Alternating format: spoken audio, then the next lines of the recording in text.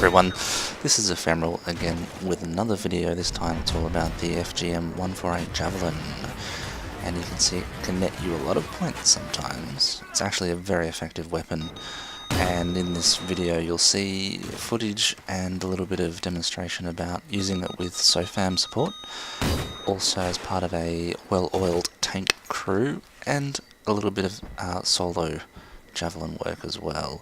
You can make up your own mind about what's the most effective. The first few clips here is with a little bit of soflam support. This was actually just part of a random match with a random squad.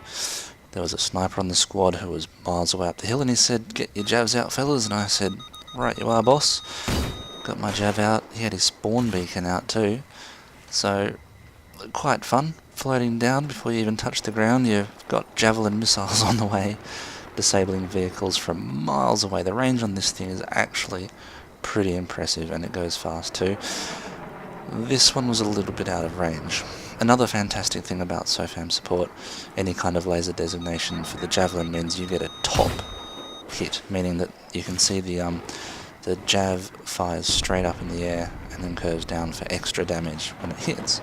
Now, we didn't have a support guide to help us out with ammo, and so what I was doing was suiciding, because I don't care about my KDR, I just want to win the round. And I left this clip in to prove it, and also because it was quite funny, because that was a terrible spawn point. Right, so this is a different thing I was trying here. Playing solo, I wasn't getting any soflam support, so I jumped in a tank. And I was trying to see whether I could use the third seat here to laze my own targets, jump out, grab the jav, and as you can see here, I wasn't quite able to get a lock. I don't know whether it was because of my technique, maybe I was too slow, maybe the jets were too far away. If you've managed to do this, please leave me a comment, I'd be very interested. I tried this for quite a long time, I had no success. The next few clips is me and a mate.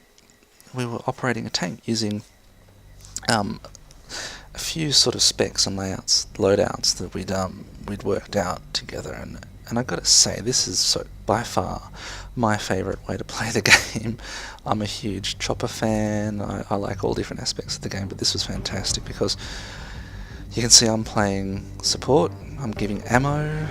My mate there, he is engineer, he's got the jav, I'm switching seats in the tank to get the laser designations.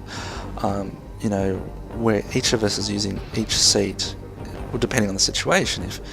If we're getting hit by armour, he might sometimes jump out to repair and I'd jump in the main gunner seat. He'd drive most of the time and I'd look after infantry. As you can see, we took down that chopper, we had fantastic AA, we had great anti-infantry, we had great anti-armour.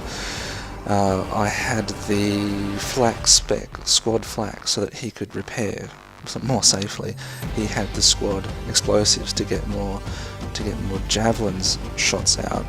I had the proc scan on the tanks, and he had the thermo, and he also had the canister shot. And it just meant that we were untouchable. We were completely unstoppable. He took a shot there with the canister shot, but he missed. Following it up with the LMG. It's just crazy action. I mean, this is why I love BF3. You know, you work out these little strategies. I can jump out, go around, get this guy with the light machine gun. No worries if I die, I got squad spawn, get back in the tank.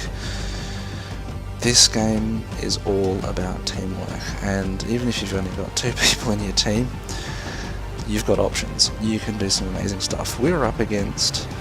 The guys we were up against were actually the owners of this server.